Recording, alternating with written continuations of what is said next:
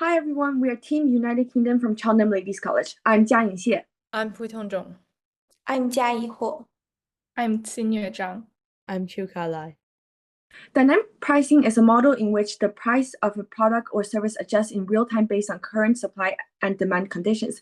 According to the law of demand, higher prices lead to a decrease in quantity demanded, as some consumers are deterred by the increased opportunity cost. This helps to reduce excess from Q2 to Q, which can be observed through shorter waiting times for those willing to pay higher prices or a less overloaded system overall. On the supply side, higher prices incentivize more drivers to work. For instance, existing drivers may choose to stay online for longer, while part-time drivers might be encouraged to join the platform, resulting in an increase in quantity supplied from Q to Q1. As a result, the market reaches a new equilibrium at a higher price and quantity P1 Q1. However, the extent of these adjustments ultimately depends on the price elasticity of both demand and supply. During high demand periods, the demand curve shifts rightward from D to D1, causing the equilibrium price to rise from P to P1. And the price elasticity of supply is 2, meaning the supply is elastic as drivers are highly responsive to price changes and significantly increase supply when prices rise. Information asymmetry arises when one party has more information than the other. Trust mechanisms like user rating act as informational signals that review past performance, allowing consumers to better assess providers. These mechanisms help lower search and transaction costs, improving market efficiency. When ratings are credible, they facilitate market signaling, allowing high-quality providers to differentiate themselves and build reputational capital. This reduces uncertainty and perceived risk, enabling more informed decision-making. Ultimately, this helps reduce information asymmetry in the market.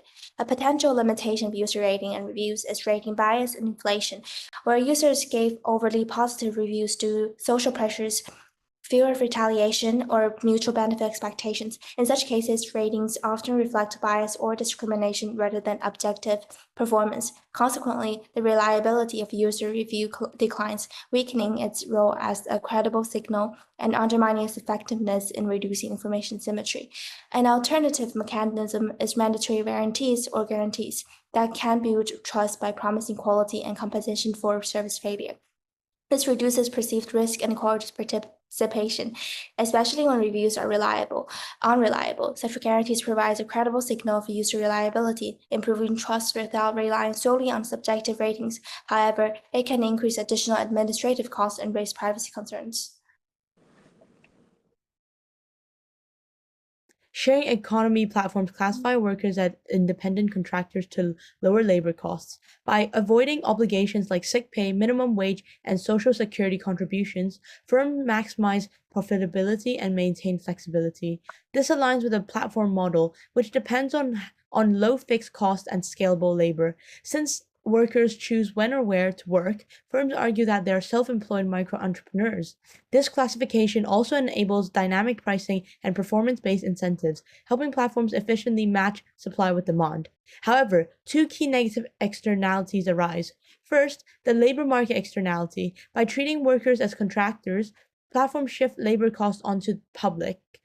Without access to employer provided benefits, many contractors rely on government safety nets, creating a burden on taxpayers and signaling a market failure in labor protection.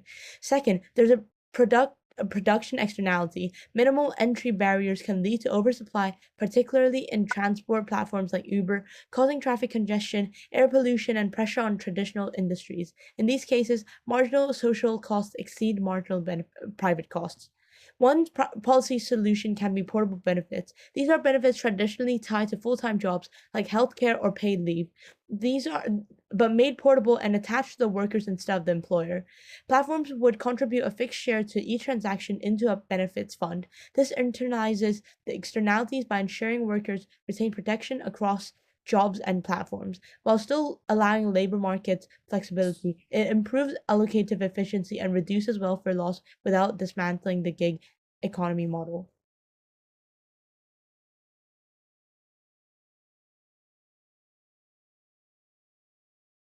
The small coastal town we're analyzing faces a growing housing affordability crisis, largely driven by the rise of short-term rentals (STRs) on platforms like Airbnb. As landlords shift from long-term leases to STRs, the housing market experiences a supply shock. Inelastic supply of housing amplifies this effect, pushing equilibrium prices higher and reducing affordability for low to middle-income tenants. Landlords are incentivized by STR's dynamic pricing and price discrimination during peak seasons, combined with tax advantages such as avoiding hotel taxes. The marginal cost of STR is lower, and expected marginal revenue is higher than with long-term leases. This profit-maximizing behavior pulls more housing away from local residents. However, STRs also improve market clarity and allocative efficiency by matching idle housing with tourist demand. Tourists benefit from lower prices and increased consumer surplus. STR-driven tourism expands local aggregate demand, supports small businesses, and if externalities are controlled, can yield Pareto demand improvement, where both residents and visitors benefit. Still, these gains come with trade-offs. STRs reduce housing stock for locals and drive displacement, making regulation necessary to protect access. But regulation has risks. Price controls can distort market, overly strict rules may lead to evasion, and elastic tourism demand could shift elsewhere, harming local businesses. Balancing tourism with housing affordability is a complex challenge, and our job is to evaluate it using economic reasoning and propose sustainable, efficient solutions. Firstly, to address the housing affordability crisis, we propose introducing a progressive vacancy tax on residential properties left unoccupied for more than cumulatively 3 months per year. For example, the tax will start at 1% of the property value after the 3 months of vacancy, increasing gradually, 2% after 6 months, and up to 4% after a full year. The economic rationale is rooted in the idea that vacant properties are a form of underutilized capital, contributing to allocative inefficiency. When properties are intentionally left empty, either for speculation or occasional short-term rentals, they reduce the effective housing supply, pushing up prices and rents in an already inelastic market. This directly exacerbates the housing crisis for local residents, pushing out lower-income households. A vacancy tax acts as an indirect Pigovian tax, shown in the graph beside, internalizing the negative externality vacant units impose on a community, such as housing scarcity and weaker neighborhood cohesion. By increasing the opportunity cost of leaving property idle, this tax incentivizes landlords to return homes to long-term rental use, improving allocative efficiency and reducing welfare loss in the short run. Of course, this policy is not without challenges. Firstly, enforcement complexity is a key issue. It would require tracking utility usage, STR platform data, or even physical inspections to verify vacancy. There are also property rights concerns. Second-home owners may perceive the tax as an infringement on the right to use or profit from the property, leading to political resistance. Finally, there's a risk of evasion. Some owners may try to game the system by listing on STR platforms to appear compliant. Despite these limitations, a progressive vacancy tax is an economically sound solution to increase housing availability without relying solely on new construction. A second policy is subsidies for long-term rental landlords. Governments can offer targeted subsidies to landlords who rent out their homes for longer periods at affordable rates to cover the cost of the higher but less stable STR income, ensuring stable revenue rather than short-term tourist profits. The mechanism is simple. Landlords can apply either online or in person, submitting proof of more than 12-month leases and capped rents. Eligible properties must be in high-demand areas, with subsidies possibly means tested by landlord's income or location. Take Ireland as an example. Local authorities make direct payments to landlords to provide long-term housing for social housing applicants. As a result, this has helped shift thousands from temporary houses to long-term leases while also ensuring predictable income for landlords. This policy can correct the failure created by the private decisions where landlords maximize profit via SDR, imposing a negative externality on the community through reduced housing availability, higher rents, and potential gentrification of long-term residents. It ensures that public money supports stable and affordable housing, not short-term or luxury rentals, without deterring investment into the area. In addition, subsidies can have a unique advantage through the incentivizing carrots function, as it tends to be more politically popular than harsh regulations, therefore aligning landlord interests with social goals. From a consumer's viewpoint, LTR benefits lower-income households significantly, as they have a higher marginal propensity to consume. By reducing housing cost burdens and providing stability, there may be an increase in spending on local goods and services. Thus, this approach provides long-term sustainability and security to the housing market. However, there are two important constraints. First, subsidies may strain limited budgets, especially in this small and tourism-reliant town. Funding them will entail opportunity costs, possibly diverting resources from other vital services. Second, in areas with tight housing supply, subsidies alone cannot meet demand, so affordability gains must be limited or short-lived.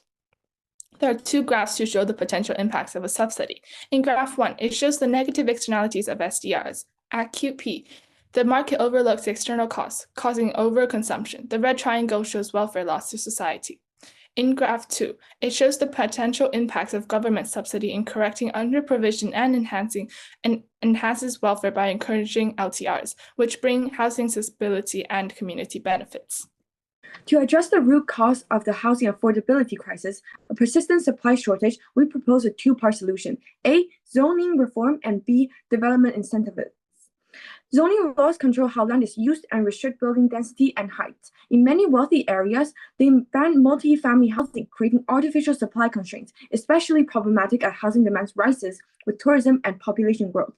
In economic terms, restrictive zoning shifts the supply curve to the left, increasing equilibrium prices and exacerbating affordability problems, particularly in markets with inelastic supply. Our proposal is to relax zoning regulations by allowing 1, mixed-use developments that combine housing and retail. 2, higher density housing like apartments and accessory dwelling units. 3, affordable housing projects in high-demand tourist areas. This will lead to a rightward shift in the supply curve, increasing housing stock and reducing upward pressure on rents, helping the market move closer to allocative efficiency.